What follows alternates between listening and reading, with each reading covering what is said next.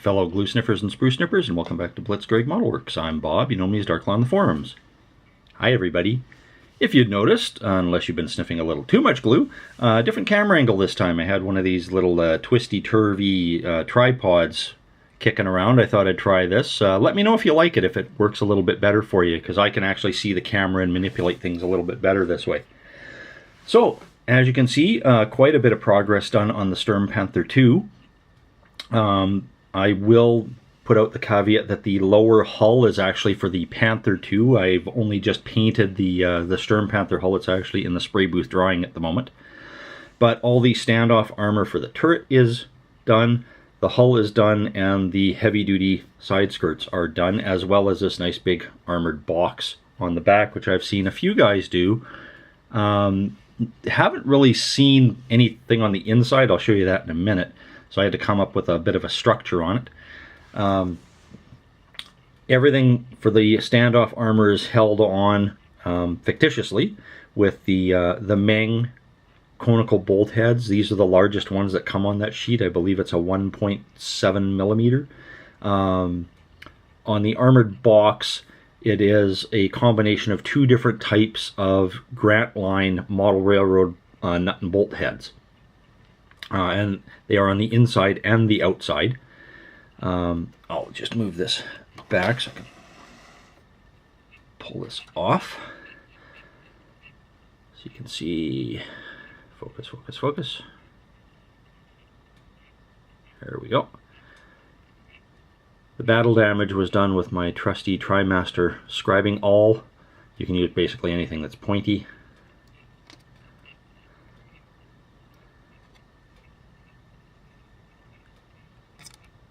And the interior structure, these will be glued down to parts already fixated on the hull. The angle iron is replicated with Plastruct, which isn't that difficult to deal with. It is ABS plastic instead of styrene, so styrene glue doesn't really work quite as well. Fortunately, I tend to use MEK, methyl ethyl ketone. It actually works pretty well, not as good as the proper glue, but it works pretty well. Now, on the vehicle hull itself, I've done the anti-aircraft armor. I didn't feel like waiting around for a photo etch set, so I just made my own. And just with some very thin evergreen sheet and rod. And if I can get close enough, it'll focus. Yeah, little tiny wing nuts. These are model cast and wing nuts that I had kicking around. I know that Bronco make them as well.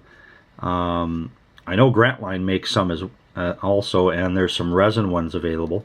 I am going to have to pick up some. 3 of them have snapped off. There is a total of 22 bolts on here, and there's 24 in the model cast and set, and of course a bunch went flying, so I don't have any replacements. Cutouts over the side to allow the turret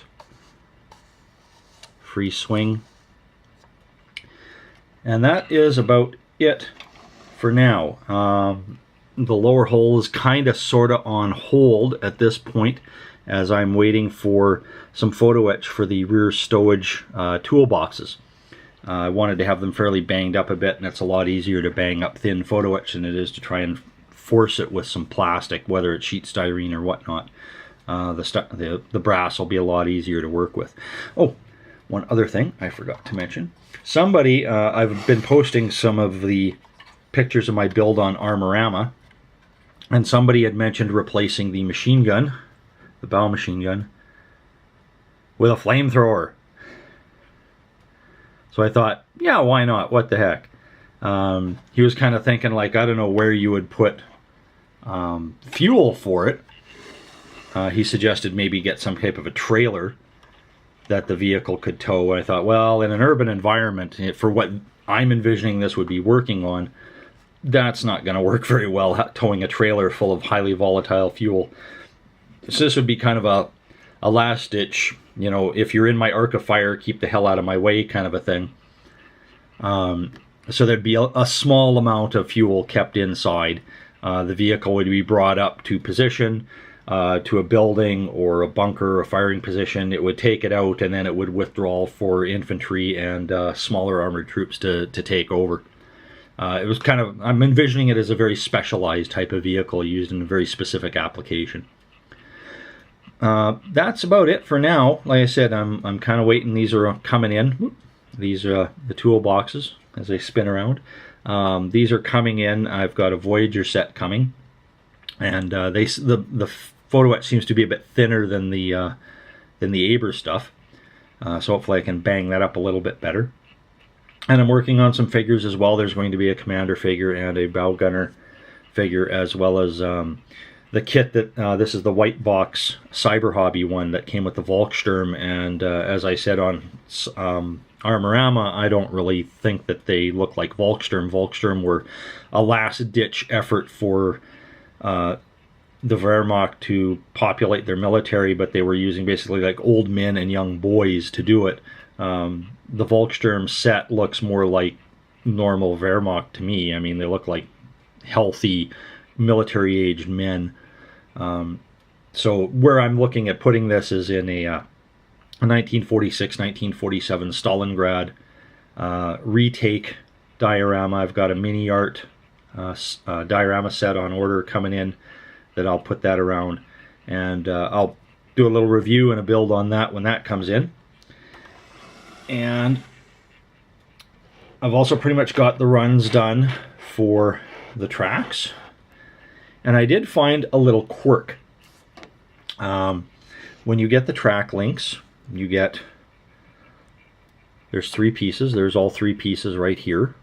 So you get this main link, you get an intermediary link, and then you get this tiny little off link.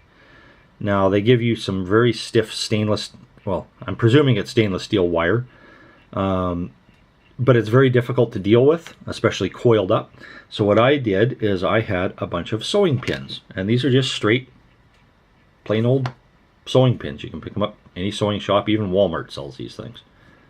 And I picked ones with a fairly round head,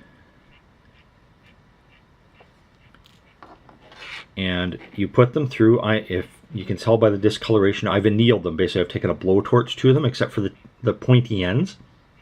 That burns off the chrome, so it blends in easier, but it also makes it a lot easier to cut. As you can tell, they're a bit on the long side, but you want to make sure that the pointy ends aren't annealed, because they will be hardened, and it makes them much easier to push through.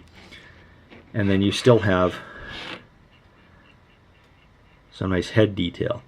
Now, when you go to cut these off, if you use this, or if you use the Spade Ace tracks at all with the wire that they give you, do not use your sprue cutters. These are for plastic and plastic only. I use a nice set of flush cutting nippers. And what I've done is I get really, really close, and I don't even try to cut through. I just crimp it, and it just snaps right off, just like that. Then once I'm done this whole row, just like the others, I'll go over it with more of the Novacan, and it actually changes the color of the pins as well. Now this is the outside of the track. This will be on the outside of the vehicle. This is the inside of the track. On German vehicles, they were pinned from one side, and they would tend to have something, I call it a pin kicker, and it's a little bulbous, or sometimes it's an angle iron piece. It depends on the vehicle, and basically it's on the inside of the hull. And actually I've got it here on the Panther II. Where it would have been is right here. So as the pins came, as the track came up across the top, if any of them were sticking out, because that's the way they would want to go, is to the inside, it would hit the pin kicker and it would push it back into place until it went back around again. Very simple, very easy way to keep your tracks all assembled. And actually, I've done this, and I know some other people have done something similar to this on Fruil tracks as well, so it works really well. I'm not sure about the Master Club tracks, because I don't think they're drilled all the way through.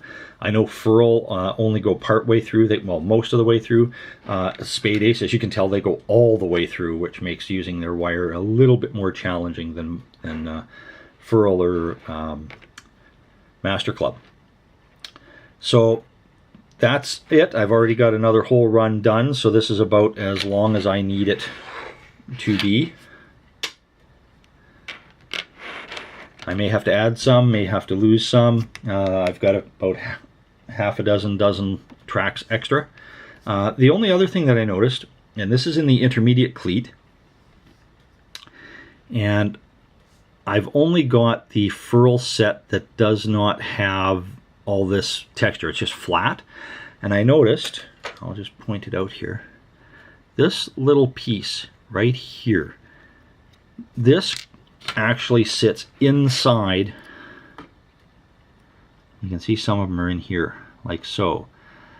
When they're in there, if you see, it's a lot narrower, and I've tried this with both Tamiya King Tiger sprockets as well as the drive sprockets for the Panther II. They don't fit. What I've had to do is cut that off. So if you see, this one has it. This is the main link with the guide teeth. This would be the next link, and I've cut them off and just filed them flat. And then the drive sprockets fit just fine. So if you're using them, I don't know if the Fruil tracks, the late model transport tracks, have that or not. But if they do, word of warning, you may have to trim them to make them fit. With the Spade Ace ones, if you're using the old Dragon Panther II or the Tamiya King Tiger, you will have to do this. I don't know about a Dragon King Tiger. I don't have one in my stash. But like I said, if you tell, starts with really big lugs at the bottom, get finer and finer and finer, and it's at the very top, the fine end. You want to lob that off if you're going to use these tracks with this kit. Okay? So that's it for now. Hopefully I'll get these toolboxes in quick so I can get the lower hull finished. Wheels are all assembled and painted. I put them on little skewers to keep them handy to paint. And I've already modified the suspension arms. These are for the inside road wheels because they went and made the things way too long so they don't fit properly. But that's in an earlier video. But anyway, that's it for now. Talk to you later, guys. Thank you very much for watching. Like and subscribe for updates. I really appreciate the support. Talk to you later. Bye-bye.